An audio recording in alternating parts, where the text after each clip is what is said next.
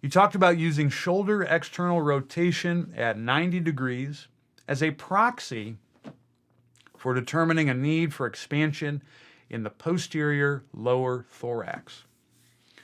The majority of my guys are hypermobile in that measurement. However, I still believe there still could be potential restrictions in the lower posterior thorax. Is there another way to assess this? Additionally, is an increase in external rotation for a baseball player still indicative of a posteriorly oriented thorax? Again, thank you for your time and the work you have done. Thank you, Terry. When I'm checking external rotation at 90 degrees, that's going to correspond with the ability to expand the posterior thorax at T6 to T8-ish. There's a post I'll link in the show notes that dives into a bit more of the mechanics, but it has to do with the relative anatomy of the subscapularis and the oblique fibers and its subsequent location. Check it out in the show notes, zachcouples.com/rotational-athletes if you want to learn more. So 90 degrees ER, if you got that, chances are you're going to have expansion there. But baseball players and rotational athletes, by golly bows, they screw things up a little bit. Because you can cheat having full ER, or in the case that Terry's talking about, too much external rotation. If I orient the thorax posteriorly, so I tip it backwards, that's like doing an extreme posterior tilt of the pelvis.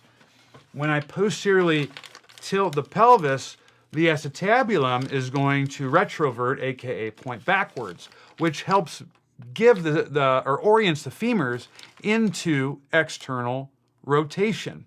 When I posteriorly orient or tilt the thorax, the scapula is going to orient into external rotation. The glenoid, where the humerus resides, is going to be retroverted, and that will cause a retroversion or retrotorsion of the humerus as well, giving an increase in humeral external rotation. And this actually corresponds with some of the research when we look at how the bony changes are impacted with throwers in particular. There's a great study I'll link in the show notes. And there's also a really good blog post that I didn't realize it was controversial until I did some research for this in terms of why internal rotation is lost. But, you know, saying like there's a capsular restriction might be called into question. Terry's asking, well, Zach, is this just a structural thing at the humerus?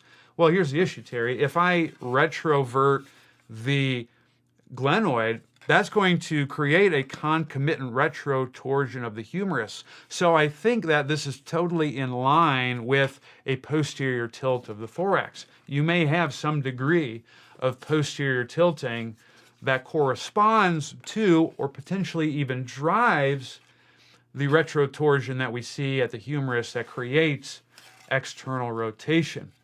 How would you know?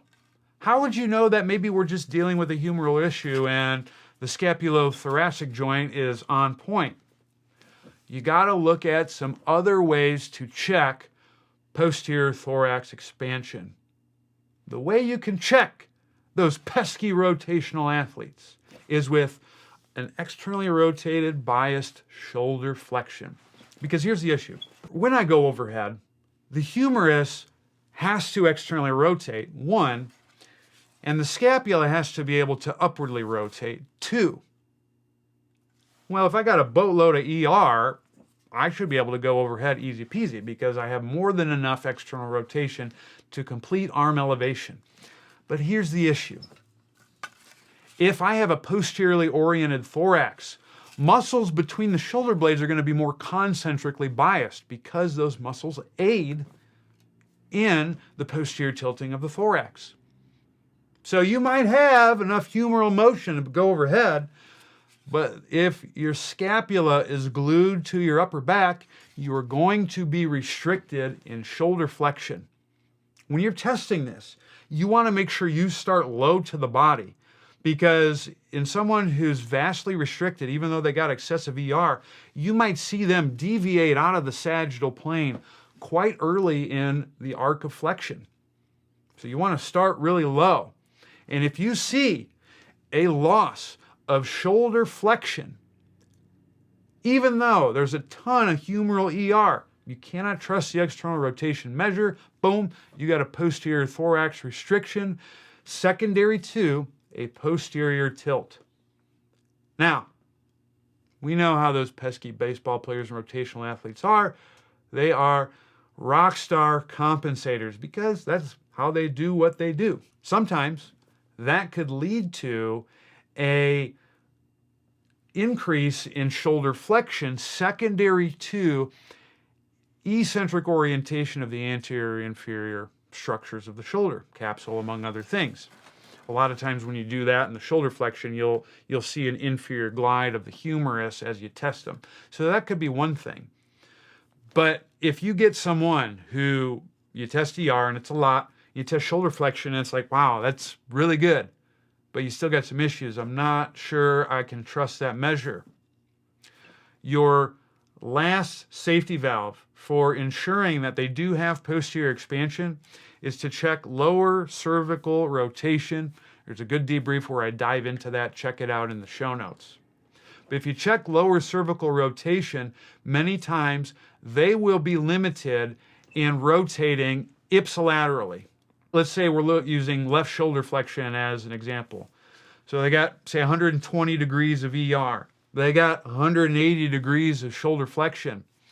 If they can't rotate the head to the left, that would indicate that they do not have posterior expansion on the upper left part of the thorax, T2 to T4 area. Actually, it would be down to T5, or T5 to potentially T6, depending on the anatomy, just because of some of the neck muscles that are involved with rotation.